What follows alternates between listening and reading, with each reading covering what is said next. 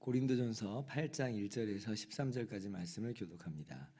우상의 제물에 대하여는 우리가 다 지식이 있는 줄 아나 지식은 교만하게 하며 사랑은 덕을 세우나니 만일 누구든지 무엇을 아는 줄로 생각하면 아직도 마땅히 알 것을 알지 못하는 것이요 또 누구든지 하나님을 사랑하면 그 사람은 하나님도 알아주시느니라. 그러므로 우상의 제물을 먹는 일에 대하여는 우리가 우상은 세상에 아무것도 아니며 또한 하나님은 한 분밖에 없는 줄 아노라. 비록 하늘에나 땅에나 신이라 불리는 자가 있어 많은 신과 많은 주가 있으나 그러나 우리에게는 한 하나님 곧 아버지가 계시니 만물이 그에게서 났고 우리도 그를 위하여 있고 또한 한 주 예수 그리스도께서 계시니 만물이 그로 말미암고 우리도 그로 말미암아 있느니라. 그러나 이 지식은 모든 사람에게 있는 것은 아니므로 어떤 이들은 지금까지 우상에 대한 습관이 있어 우상의 제물로 알고 먹는 거로 그들의 양심이 약하여지고 더러워지느니라. 음식은 우리를 하나님 앞에 내세우지 못하나니 우리가 먹지 않는다고 해서 더 못 사는 것도 아니고 먹는다고 해서 더 잘 사는 것도 아니니라. 그런즉 너희의 자유가 믿음이 약한 자들에게 걸려 넘어지게 하는 것이 되지 않도록 조심하라. 지식 있는 네가 우상의 집에 앉아 먹는 것을 누구든지 보면 그 믿음이 약한 자들의 양심이 담력을 얻어 우상의 제물을 먹게 되지 않겠느냐. 그러면 내 지식으로 그 믿음이 약한 자가 멸망하나니 그는 그리스도께서 위하여 죽으신 형제라. 이같이 너희가 형제에게 죄를 지어 그 약한 양심을 상하게 하는 것이 곧 그리스도에게 죄를 짓는 것이니라. 같이요. 그러므로 만일 음식이 내 형제를 실족하게 한다면 나는 영원히 고기를 먹지 아니하여 내 형제를 실족하지 않게 하리라. 아멘. 할렐루야. 하나님의 크신 은혜와 평강이 오늘도 변함없이 여러분 가운데 넘치기를 주님의 이름으로 축원합니다. 오늘 8장 말씀부터는 이제 우상의 제물에 대한 문제를 다루고 있습니다. 당시 이제 고린도뿐만 아니라 당시 세계에는 우상 숭배가 만연한 세계였고 또 고린도는 거기에서 더 이제 우상 숭배가 아주 횡행하는 그런 도시였어요. 제가 언젠가도 말씀드렸다시피 고린도에는 아프로디테 신전이 있어가지고 1,000명이나 되는 여사제들이 창녀 역할을 하는 여사제들이 있었다. 뿐만 아니라 항해를 돕는 신 멜리세르테스 이런 신을 섬기기도 했고 아폴로 신전도 자리하고 있었다. 이제 그렇게 자료에는 나와 있습니다. 그래서 우상 숭배가 일상인 거예요. 우상 숭배가 일상이에요. 그러면 이제 우상을 숭배하면 제물을 바칠 것이고 거기에 나오는 이제 제물이 고기가 나오잖아요. 그거는 이제 그 자리에서 소비가 다 되기도 하지만 때로는 그 고기가 많이 나오기 때문에 그 고기를 시장에 내다 파는 일이 있어요. 그러면 이제 시장에서 그 고기를 사서 먹는 일이 이제 빈번하게 있게 되는 것입니다. 심지어는 또 이제 어떤 일들도 있냐면 워낙 이제 이 세계가 우상 숭배하고 밀접한 세계니까 사람을 초청을 해서 잔치를 벌이는데 어디서 초청을 하냐면 신전에서 초청을 해서 이제 잔치를 벌여요. 그러면 신전에서 잔치를 벌이던 중에 제사도 지낼 것이고 그러면 이제 그 제사 지낸 그 제물이 바로 그 잔치 음식이 돼 버리는 거잖아요. 이제 그런 일들이 이제 고린도에 있었다는 거예요. 그러면 이 음식을 먹어도 되나? 이 음식을 먹으면 안 되는 거 아닌가? 이런 이제 그 여러 생각들이 이제 고린도 교회 안에 이제 있게 되었습니다. 어떻게 해야 되냐는 거죠. 근데 사실 여러분 이 문제는 이게 그렇게 또 먼 이야기가 아니에요. 우리나라도 사실은 예외가 아니었습니다. 우리나라도 얼마 전까지만 해도 유교나 또 무속신앙이 아주 강해서 제사를 지내왔던 그런 사회였고 지금도 어떤 분들은 여전히 제사를 또 지내기도 합니다. 그래서 저 어렸을 때만 해도 이제 교회에서 어떻게들 이제 가르쳤었냐면 제사 음식을 우리 기독교인은 먹으면 안 된다. 뭐 이렇게 이제 가르치는 그런 배경 속에서 저도 자랐습니다. 자, 그러면 여러분 제사 음식 먹으면 안 되는 걸까요? 어떨까요? 이제 그것이 이제 우리 안에 또 논의가 되는 거예요. 그래서 그때 이제 많은 분들이 기독교인들이 이제 제사 음식을 안 먹었거든요. 그런데 사실은 이제 그것이 정답만은 아니었습니다. 그게 정답만은 아니었어요. 사실 이게 연약한 지식이다 오늘 일컬어지는 바로 그러한 내용이었던 것이에요. 정답은 원리적으로는 먹어도 됩니다. 먹어도 아무런 지장이 없어요. 오늘 4절 말씀이 이제 분명하게 이야기하는 바가 뭐냐면 우상은 아무것도 아니다라는 거죠. 다 헛개비 같은 것이라 하는 거예요. 그 자체로 아무런 의미가 없습니다. 뭐 장승이 하나 딱 서 있어요. 그냥 그건 나무가 있는 거예요. 그러니까 거기에 대해서 우리는 어떤 실체적인 의미, 그것이 어떤 실체를 갖고 있다, 그런 의미를 전혀 부여하지 않고 실체가 진짜로 없어요.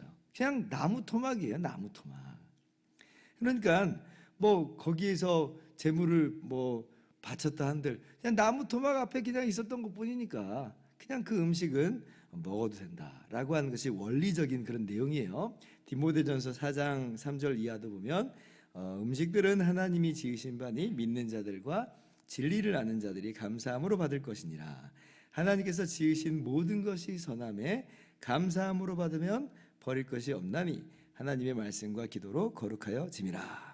먹어도 그것이 더 우리를 악하게 하는 것도 아니고 안 먹는다고 해서 그게 또 우리를 선하게 만드는 것도 아니다. 음식은 그냥 가치 중립이에요. 오늘 8절 말씀도 말하잖아요. 음식이 우리를 하나님 앞에 내세우는 것이 아니다라고 하는 거예요. 그래서 우리는 먹을 때마다 감사 기도하면서 하나님 감사합니다. 일용할 양식 주셔서 감사합니다 하면서 잘 먹습니다. 우리는요 정말 그런 의미에서 그리스도 안에서 자유로운 사람이에요.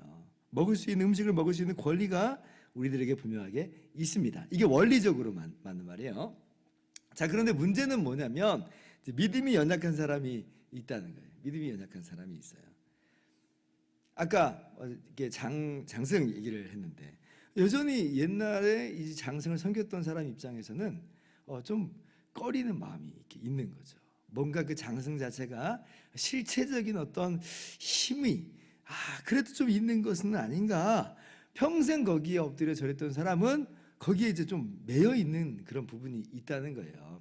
사실 이제 장승 자체는 실체가 아닌데, 근데 이제 거기에 이제 귀신의 역사가 이제 배후에 이제 그 장승을 가지고 귀신의 역사를 이제 하는 것들이 있죠. 우상이라고 하는 게 그 자체는 아무것도 아닌데 귀신이 그 우상을 가지고 사람들의 마음을 이제 뒤흔들어 놓는 그런 일들이 있잖아요. 그래서 이 우상을 섬기는 사람은 그 우상을 섬기지만 사실은 귀신을 섬기게 되는 이제 그런 일이 있게 되는 겁니다. 그러니까 그 사람들은 이제 음식을 못 먹는 거예요. 음식을 못 먹어요. 그러니까 이 음식 먹으면 혹시 이제 내가 부정타는 건 아닌가? 뭐 이런 생각을 좀 하고 뭔가 나쁜 기운이 그 옛날 섬겼던 그 신의 기운이 그 귀신의 기운이 막 내게 들어오는 건 아닌가 이런 생각을 할 수 있단 말이에요, 진짜로. 그래서 근데 이제 아닐 거야 하면서 먹었는데 이제 그렇게 먹으면 이렇게 소화가 잘 돼요? 잘 안 되잖아요. 배탈이 났어요? 그러면 이제 대번에 어떤 생각을 하게 돼요? 아이고 이거 제사 음식 먹어서 내가 이게 벌 받은 거다. 이렇게 이제 이렇게 이제 되는 거예요. 그러니까 그 다음부터는 음식을 먹으면 죄가 되는 겁니다. 이 사람은 음식 먹으면 죄가 돼요. 그렇게 생각이 이제 들어간 거예요. 그러니까 다른 사람도 제사 음식을 막 먹어요. 어떤 사람이 그러면 이제 자기는 이제 죄라고 이제 생각을 해버리기 시작했으니까 저 사람 왜 먹는 거지? 라고 하면서 그 사람을 정죄하고 판단하고 비판을 해요. 이상한 눈으로 보는 거죠. 심지어 근데 이제 진짜 자기가 존경하는 목사님이 또 제사 음식을 먹어. 이제 그러면 이제는 한 걸음 더 나아가게 돼요. 목사님이니까 비판까지는 못 하겠고. 그런데 뭐 이런 생각을 할 수 있는 거죠. 하나님 섬기는 거나 저 우상 섬기는 거나 거기서 거긴가? 그거 뭐 다 그냥 한 덩어리인가? 한 통속인가? 그럼 이것도 좋고 저것도 좋은 건가? 라고 하면서 그냥 그 우상 숭배하는 그런 일들에 아무렇지 않게 그냥 하나님도 섬기지만 우상을 섬기는 거 나도 그래 뭐 같이 뭐 우상을 뭐 절하든지 뭐 이렇게 해도 되나 보다 이렇게 돼도 또 잘못 생각을 할 수 있다는 거예요. 그래서 이 7절에 나오는 바로 이 믿음이 연약한 자들의 모습이 그 양심이 약해지고 더러워진다라고 하는 그런 의미가 바로 그러한 맥락 속으로 이제 우리 가운데 이제 주어지는 거죠. 그래서 이게 문제가 되는 거예요. 그래서 정답은 원리적으로는 먹어도 된다이지만 그러나 우리의 삶 속에서 반드시 고려해야 될 게 있는데 그게 뭐냐면 믿음이 연약한 자를 배려하라는 거예요. 믿음이 연약한 자를 고려하라는 겁니다. 그래서 이 믿음이 연약한 자의 어떤 이런 삶의 모습을 받아주라는 거예요. 받아주라. 그 의견은 비판하지 말라. 로마서 14장에도 이제 동일한 그 이슈가 있어서 거기에도 이제 기록을 해 놓았는데 먹는 자는 먹지 않는 자를 업신여기지 말라 그래요. 또 그리고 먹지 않는 자는 먹는 자를 비판하지 말라 그렇게 얘기합니다. 그러니까 음식 가지고 서로 치고받고 싸울 일은 전혀 없는 거예요. 전혀 아닌 거예요. 그런데 이제 믿음이 연약한 쪽을 우리가 배려를 좀 할 필요가 있다는 거죠. 도리어 믿음이 강한 사람들이 믿음이 강하니까 지식이 있으니까 더 받아주는 그런 모습으로 나아가야 된다. 왜 그러느냐? 왜 내가 그렇게까지 해야 됩니까? 라고 할 때에 그건 다름 아니라 주님께서 바로 그 사람을 위해서 대신 죽어주었기 때문에 그렇다. 그러니까 그 사람을 위하는 것은 곧 주님을 위하는 것이기 때문에 그러니까 너의 이 자유, 너의 음식 먹을 권리 기꺼이 너가 제한하라 이렇게 말해요. 제한하라. 심지어 바울은 뭐라고 말해요? 이 음식 먹는 것 때문에 나 먹을 수 있으니까 먹는 것 때문에 근데 믿음이 연약한 자가 실족하게 되면 13절 나는 영원히 고기를 먹지 않겠다. 그러니까 이것이 우리 성도들의 우리 믿음에 있는 우리들이 특별히 새벽 기도회까지 나온 여러분들이 가져야 마땅한 이 삶의 자세다. 우리 신앙의 자세다라고 하는 것입니다. 물론 이제 약한 자, 믿음이 약한 자라는 이 표현 속에서는 이 믿음이 계속 약하게 내버려둘 수는 없으니까 믿음이 강하게 성장하도록 그렇게 지도하는 그런 필요는 있어요. 그걸 이제 목사님들이 하는 거죠. 교회에서 그런 것들을 이제 가르치는 거예요. 오늘 새벽 기도에도 제가 원리적으로는 뭐가 맞는지에 대해서 분명히 이야기하고 시작하잖아요. 그러니까 이렇게 가르치는 거예요. 그래서 이 믿음이 연약한 자는 가르칠 필요가 있습니다만은 근데 우리의 인간관계 속에서 가르치려 들면 그거 배워요? 안 배우거든요. 사람이 잘 안 배우려고 그래요. 그러니까 굳이 막 싸워가면서 가르치려고 하는 게 아니라 우리의 일반적인 그런 관계 속에서는 받아주는 거예요. 그 사람 나 못 먹겠다 그러면 그래 먹지 마세요. 저도 안 먹겠습니다. 이렇게 이제 우리가 배려를 하는 거죠. 이게 바로 우리의 신앙의 원리입니다. 여러분 나는 자유합니다. 누가 뭐래도 나는 자유예요. 나는 권리가 있어요.